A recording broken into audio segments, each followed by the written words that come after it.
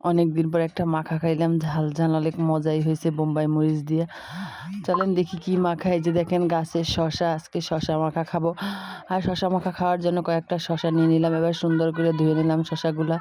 আর শশাগুলো পুকুরের পানি দিয়ে সুন্দর মতো পরিষ্কার করে নিলাম। আর এই শশাগুলো কিন্তু আমাদের গাছের, তাই তো খাইতে অনেক মজা। এরপরে সুন্দর করে ছিলে নিলাম, এরপরে কুচি কুচি করে কাটাকাটি করে নিলাম। তারপরে তো কাটাকুটি করা শেষ। এরপরে নিয়ে নিলাম ঝাল ঝাল বোম্বাই মরিচ ঘ্রাণ। বোম্বাই মরিচের ঘ্রাণটাই কিন্তু অনেক মজার। এরপর নিয়ে নিলাম তেঁতুল।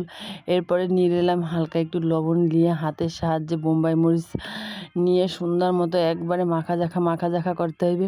আর এই মাখা জাখা করার সময় যে ঘ্রাণটা না, একবারে অস্থির ঘ্রাণ, মন প্রাণ সবই ভরে যায়, খাইতেও লোভনীয়। আর এই লোভনীয় ভর্তাটা কিন্তু আপনারাও ট্রাই করতে পারেন, অনেক মজার হয়েছে, ঝাল ঝাল টক টক, অনেক ভালো লাগছে বোম্বাই মরিচের ঘ্রাণ সহ। আমার মেয়ে তো খাইয়ে হাহা করতে আছে, অনেক ঝাল, অনেক ভালোই হয়েছে, অনেক